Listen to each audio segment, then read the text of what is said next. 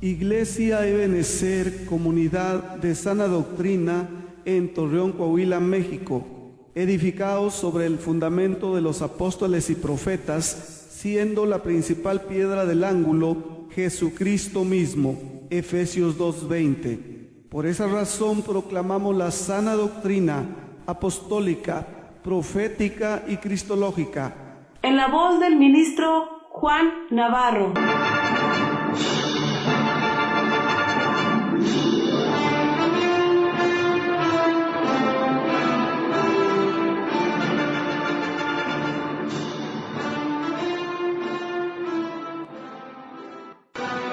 Presenta las sectas destructivas y las iglesias cristianas sectarias. 8 puntos de coincidencia entre las sectas destructoras y las llamadas iglesias cristianas sectarias.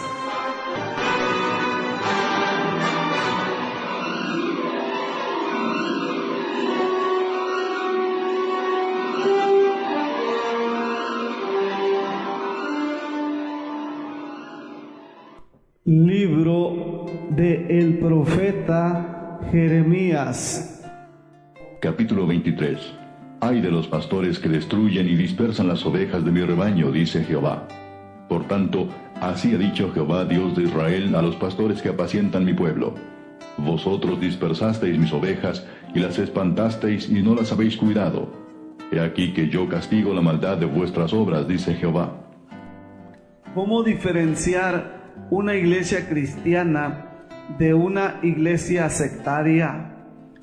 ¿Cómo diferenciar a una oveja que sigue al buen pastor de un borrego que sigue a un lobo? Difícil tarea, ya que las diferencias entre una vida de santidad y compromiso con el Evangelio del Señor Jesús y el fanatismo, fariseísmo, legalismo o embobamiento religioso pueden ser muy tenues. Por esto, tratar con personas que han caído en las redes de una iglesia sectaria no es cosa fácil. Mi interés, el conducirles a la verdad, a la verdadera fe de Jesús de Nazaret y a una vida cristiana ordenada, va a ser confundida con un ataque del diablo. Las enseñanzas de la palabra de Dios sobre la santidad, el dominio propio y la verdadera consagración a Dios serán tomadas por anticuadas ideas religiosas. Los argumentos con los que como cristiano te vas a encontrar no son ideas mundanas, sino versículos de la Biblia mal entendidos o manipulados por ideas de hombres. Lo que la palabra y los primeros cristianos tomaron por herejía serán en su lugar presentados de modo sutil como la última unción o el último mover del Espíritu Santo. Una vida en la libertad con la que Cristo nos hizo libres será tomada como libertinaje por aquellos de los cuales escribió el apóstol Pablo. Todas las cosas son puras para los puros, mas para los corrompidos e incrédulos nada les es puro. Tito 1:15. Parece difícil, pero no lo es. Jesús de Nazaret dijo: por sus frutos los conoceréis. Escucha bien, dijo fruto, no por sus obras. Si miramos el fruto a medio o a largo plazo en las personas que, buscando muchas veces con toda sinceridad un mayor compromiso de vida con el Señor, ingresan en una secta pseudocristiana, verás que no glorifica en nada al que dio su vida por nosotros. Tienen falta de carácter, doblez, cobardía, hipocresía, maniqueísmo, fariseísmo, holgazanería, fanatismo religioso, borreguismo, deseos de agradar al líder de su secta más que a Dios, deseos de ser ellos reconocidos. Asimismo, ellos tienen un abandono de las obligaciones con su familia, deshonran a sus padres, son analfabetas escrituralmente hablando, abrazan fácilmente las herejías, etc. Y más a largo plazo el fruto es terrible. Van a acabar ellos con sus nervios destrozados, van a tener que hacer visitas a psicólogos o psiquiatras, van a padecer divorcios, enfermedades, locura, casos de demencia, donde la gente va a tener que ser internada en un centro psiquiátrico. También otros de ellos van a llegar a abandonar la fe, van a volver a su vida anterior, a su antigua forma de vida, e incluso van a renegar de Dios. Pero, ¿qué es una secta? ¿Cómo es una secta destructiva y en qué se parece o qué tiene en común a ella una iglesia sectaria? Te propongo que escuches los puntos que a continuación te voy a compartir y espero que tú mismo reflexiones y Dios ilumine tu entendimiento para que escapes de esas sectas que hay como G12, como esas falsas escuelas de profetas, esa secta del reino ahora, esa secta nueva de profetas y apóstoles modernos y esas sectas cristianas que hablan de la prosperidad. Dios te dé luz para que huyas de esas falsas iglesias y de esos lobos que se hacen llamar pastores. Número 1, proselitismo. Porque recorréis mar y tierra para ser un prosélito, y una vez hecho, le hacéis 2 veces más hijo del infierno que vosotros. Palabra de Jesús en Mateo 23:15. Esta palabra está aplicada para todos los líderes sectarios como son G12, Reforma Apostólica, Catolicismo Romano, Mormones, Testigos de Jehová, los unitarios que no creen que Dios es Padre, Hijo y Espíritu Santo, y en fin, para todos aquellos que se han apartado de la correcta palabra de Jesús. En una secta destructiva, para captar a un nuevo prosélito, se le mostrará la secta como un nuevo hogar, un refugio, una vía de escape. Se le prestará una atención exquisita, se le oirá, comprenderá y atenderá. Se le dará todo lo necesario y se le mostrará un falso amor que después que haya sido captado se le volverá en indiferencia, manipulación y esclavitud en todos los sentidos. El objetivo de las sectas es captar prosélitos. El objetivo de ellos no es otro que tener máquinas de hacer dinero para la propia secta y para el falso ministro, para el falso pastor. En una iglesia sectaria se removerá cielo y tierra para atraer un nuevo miembro. En un principio se le mostrará una gran semblanza de piedad, de fraternidad, amor, altruismo. Se le ocultará el verdadero estado de dicha congregación. El dirigente de la misma pasará ahora tiempo escuchándole, atendiéndole y haciéndole sentirse aceptado y amado. Más tarde vendrá la indiferencia. El nuevo miembro se convertirá en un número más para agrandar el número de congregantes y con ello el ego de su dirigente. Se le predicará un evangelio acomodado con las circunstancias o sencillamente otro evangelio diferente al que señala la Biblia. No se le enseñará la palabra de Dios ni se tratará de hacer de él un discípulo de Jesús. sino que por el contrario, se le adoctrinará con fábulas y enseñanzas que van a llenar su intelecto con supuestas grandes revelaciones para hacer de él un borrego y un analfabeto bíblico, o bien se le convertirá en un monstruito legalista e inflexible, incapaz de mostrar la vida de Jesús al pecador. Se removerá cielo y tierra para hacer un nuevo prosélito, y cuando lo hayan adoctrinado, lo harán peor que ellos mismos, lo que dijo Jesús. Número 2, victimismo, porque no nos ha dado Dios espíritu de cobardía. 2 Timoteo 1:7. Una secta destructiva se caracteriza por el victimismo. El resto del mundo nos persigue, no nos comprende. Especialmente se hace notar que el líder del grupo es alguien incomprendido, una víctima. De este modo se consolidan los lazos entre sus miembros y se refuerza la sensación de pertenencia a un grupo y simpatía por el pobre gurú. Ese es el verdadero nombre de estos falsos ministros.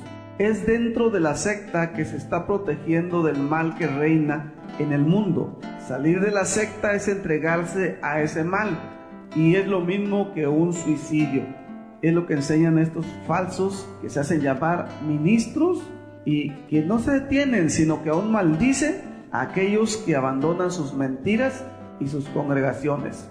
Una iglesia sectaria se caracteriza por hacerse a sí misma la víctima de una pretendida religiosidad o fariseísmo del resto de las iglesias de su zona de influencia.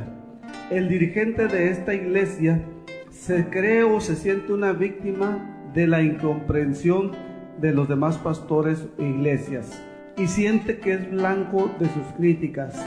De este modo, las relaciones con otras iglesias a las que se considerará de manera eufemística enemigas se ven reducidas a la mínima expresión, y es más difícil que un miembro abandone la iglesia o que busque alternativas verdaderamente cristianas.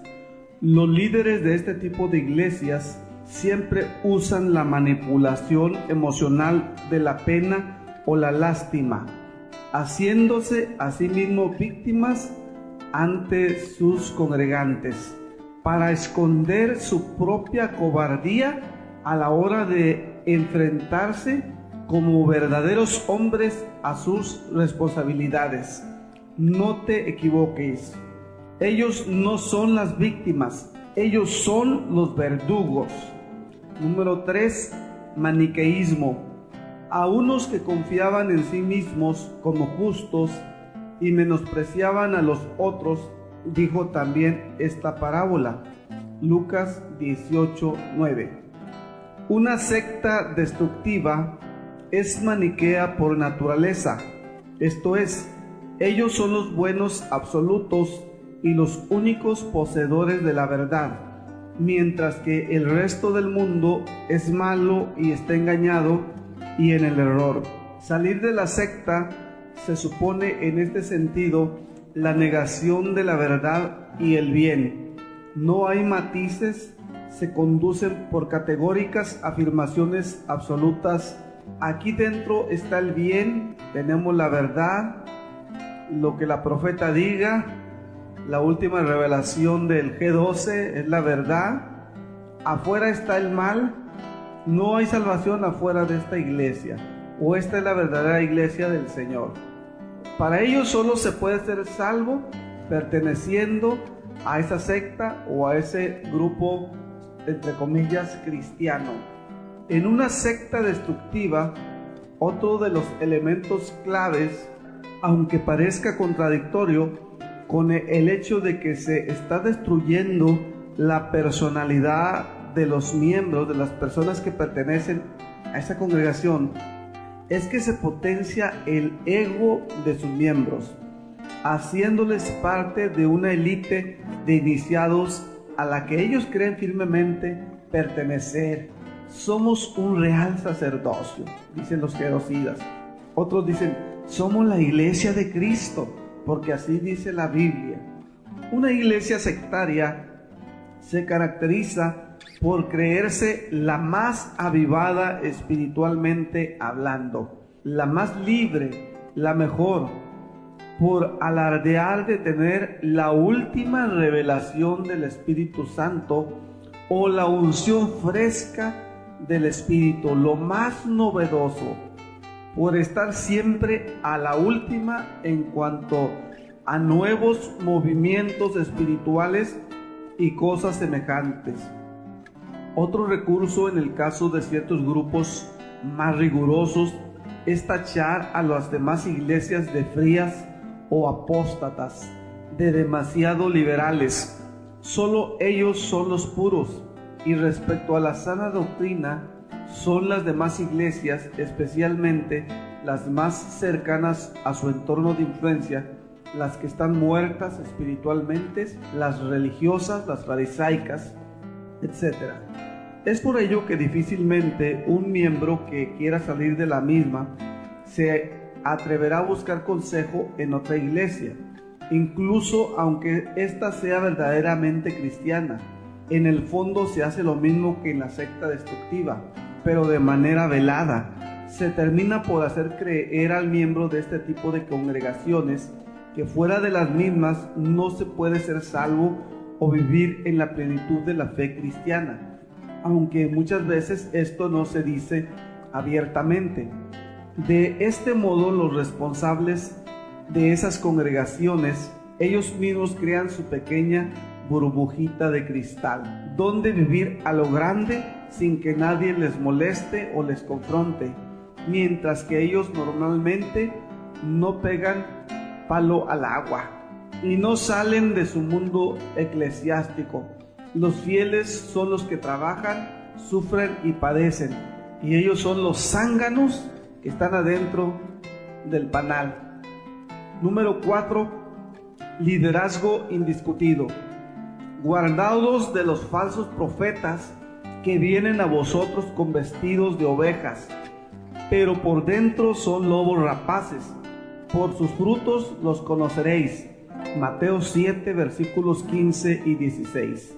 En una secta destructiva, este es uno de los más fuertes indicios, la presencia de uno o varios gurús a los que los adeptos a la secta consideran como su Mesías, como sus escogidos, como los ungidos, y en algunas ocasiones que son la misma encarnación de Dios.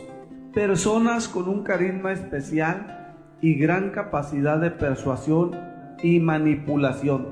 Su palabra, enseñanzas y decisiones son indiscutibles. Se consideran revelaciones y parámetros absolutos de conducta para los sectarios.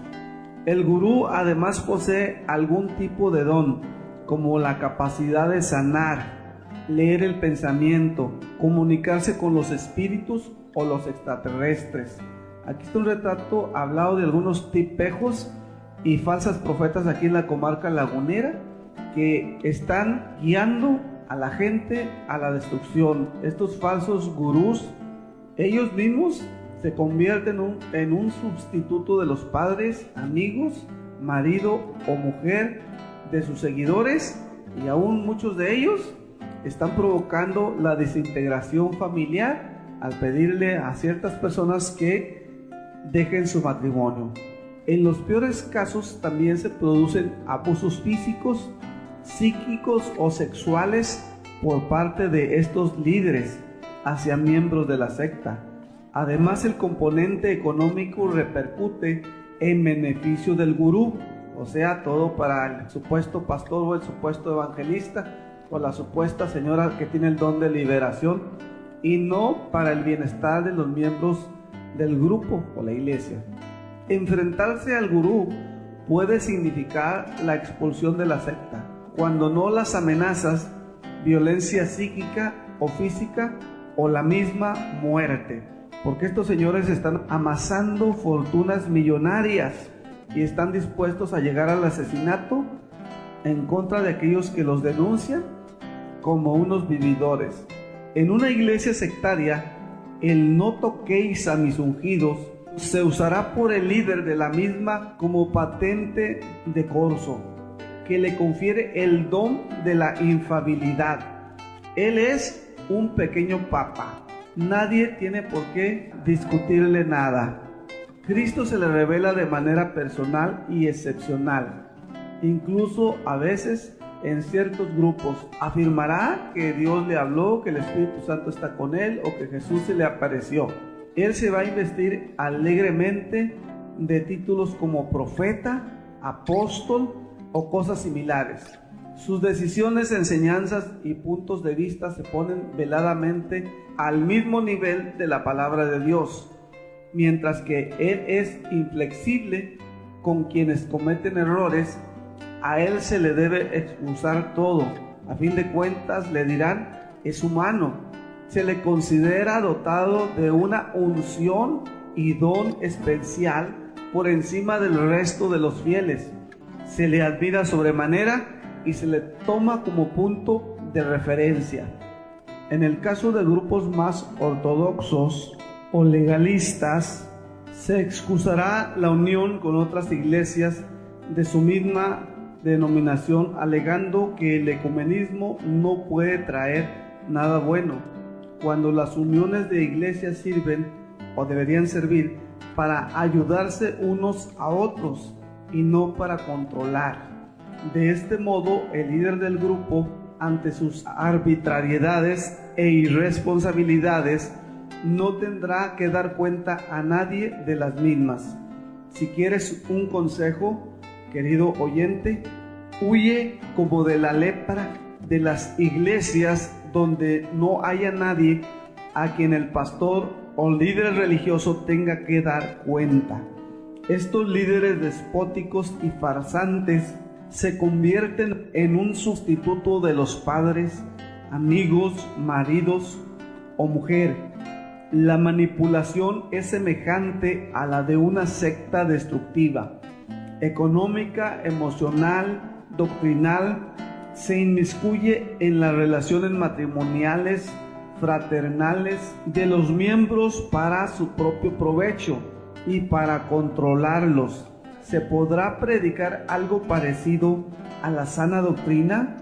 Pero después, en la vida eclesial o en la vida corriente, el líder tratará de que todos piensen como él y tengan su mismo punto de vista. Por otro lado, el único válido y bíblico, se usa el púlpito y las enseñanzas de la Biblia para manipular a la congregación y se impide tener criterio propio o una fe personal, nada más alejado de los valores de los héroes de la Reforma contra el papismo de los siglos pasados.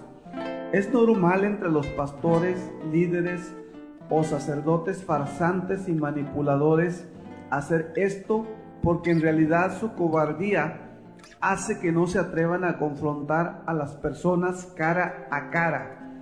Cuestionar a uno de esos pequeños papitas o pensar diferente a esos ungiditos que tienen la última revelación, aún en pequeñas cuestiones doctrinales, significará para muchos la expulsión de su congregación, la ruptura del contacto con el resto de los fieles o ser señalados por parte de estos tipos como alguien diabólico. Número 5, lavado de cerebro. Cuidado, iglesia, abre tus ojos de tu entendimiento. Pídele a Dios discernimiento. No os hagáis esclavos de los hombres. 1 Corintios 7:23. En una secta destructiva, toda iniciativa propia, todo atisbo de personalidad, espíritu crítico, lógica, razón moral, la capacidad de reflexión, criterio y sentido común son borrados de la mente del adepto por medio de un adoctrinamiento permanente. Adquirirá un lenguaje especial, un tono de hablar especial, gestos, formas de vestir raras, se le producirá una regresión a la infancia. Es más cómodo no pensar y dejarse dirigir, no luchar. Las personas sumisas son las más fácilmente manipulables. Los amigos, familiares y relaciones sociales son sustituidos por el gurú y sus demás esbirros. El adepto se termina convirtiendo en un esclavo, en un pelele en las manos de esos falsos gurús que algunos se hacen llamar ministros de culto. En una iglesia sectaria la situación es similar. Manipulando la Biblia se puede obtener cualquier enseñanza. El miembro de la congregación sectaria, por miedo a desagradar a los hombres, aceptará doctrinas impuestas, pensamientos e ideas humanas vestidos de piedad, por muy locos que estos puedan parecerle. Comenzará a hablar con un vocabulario y un tono de voz común al resto de su congregación. Se producirá también en otra medida una regresión a la infancia. Es más cómodo no pensar y dejarse llevar. No luchar por la fe y la relación con el Señor Jesús, sino aceptar la fe de ese líder de iglesia o de ese falso ministro, de ese gurú. Los amigos, familiares y relaciones sociales se satanizan y estos son sustituidos por el líder y los demás líderes encuentristas. El prosélito se termina convirtiendo en un esclavo de las opiniones de los demás miembros de su congregación, en un pelele en las manos de su líder religioso. Número 6. Economía. Su Dios es el vientre. Filipenses 3:19. En una secta destructiva, esta es una de las principales motivaciones del gurú: la obtención de beneficio económico, poder, sexo y cosas semejantes. La recaudación de fondos disfrazados de proyectos altruistas y beneficiosos es una de las principales obligaciones de los adeptos. Pueden vender sus propiedades, dar sus sueldos, dejar el trabajo y cosas semejantes para agradar a su líder, llegando a descuidar la manutención de sus propias familias. Lo sutil de los métodos que se usan para esto hace imposible un resumen de los mismos. En una iglesia sectaria no basta con las normales y necesarias aportaciones económicas fijadas por la enseñanza de la Biblia. Un gran porcentaje de sermones tratan de la bendición de dar y de la maldición que hay por no dar. Se da más importancia a esto que a predicar sobre la santidad, regeneración, el infierno. A estos espabilados les es más fácil pedir que trabajar, ya que son unos zánganos. Viven en su pequeño mundo que se han ido construyendo poco a poco a base de los demás, y no van a dejar que cualquiera venga a estropearles su pequeña parcela de cielo que tienen en la tierra. Generalmente el líder de esa pseudo secta cristiana es el más bendecido de todo el grupo, claro, por las aportaciones de los fieles. No importa que algunos miembros estén en la escasez, enfermos, pasando por problemas familiares, no importa, para estos gurús no les importa. Lo que les importa a ellos es su prosperidad, construir sus casas en zonas residenciales y traer los autos más caros y tener su cuenta bancaria con los números más grandes. En general, su casa, su sueldo, su coche están por encima de la medida de los miembros de la iglesia, sin que él mismo se haya ganado eso con el sudor de su frente. Es muy raro encontrar a uno de esos líderes que haya tenido alguna vez un trabajo estable y regular. No le gusta trabajar y al final, en algunos casos, hablan solo del evangelio de la prosperidad. Mercadería religiosa, solo pedirle y pedirle dinero a la gente, enseñándoles doctrinas de falsos pactos económicos, como si se pudiera negociar con Dios. La mayoría de los seguidores de estos tipos y sus secuaces no tienen trabajo, están viviendo como parásitos de las ayudas sociales o de ellos mismos y mirando al cielo esperando que otros les bendigan económicamente. Anécdota: conocí hace muchos años a un pastor de una iglesia independiente del movimiento de la superfe y superprosperidad. Al día de hoy ya ha recorrido varias modas espirituales, más que dijo ofrendar su automóvil usando a su congregación, pasó 3 o 4 días dando pena a los demás con un pequeño coche prestado y hecho polvo, y después apareció con una flamante berlina alemana que muy pocos en su iglesia se podrían permitir. Su comentario público fue decir que él había sembrado su coche en el reino de Dios y que ahora le devolvía un último modelo como regalo. Y nadie dijo nada.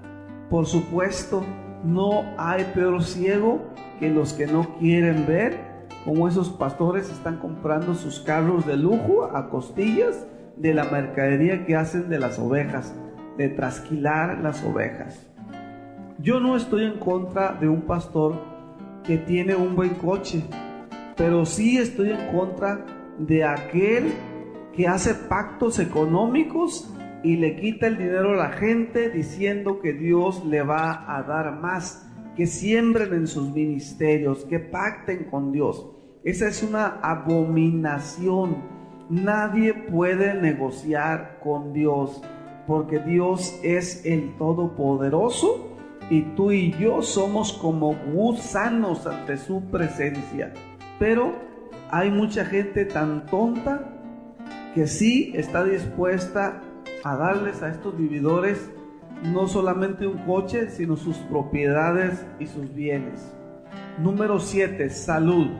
No tentarás al Señor tu Dios. Mateo 4:7. En una secta destructiva, la salud y las sanidades milagrosas suelen ser uno de los temas más fuertes. La sustitución de los métodos de la medicina tradicional por la meditación, medicinas alternativas, dietas especiales, curanderismo, imposición de manos del gurú y cosas semejantes han llevado a muchas personas a un grave deterioro de su salud, incluso a la muerte. En todo caso, es propio de este tipo de sectas el poner en relieve los errores de la medicina tradicional con el fin de potenciar la esperanza en sus propios métodos y obtener un beneficio de la desesperación de los demás.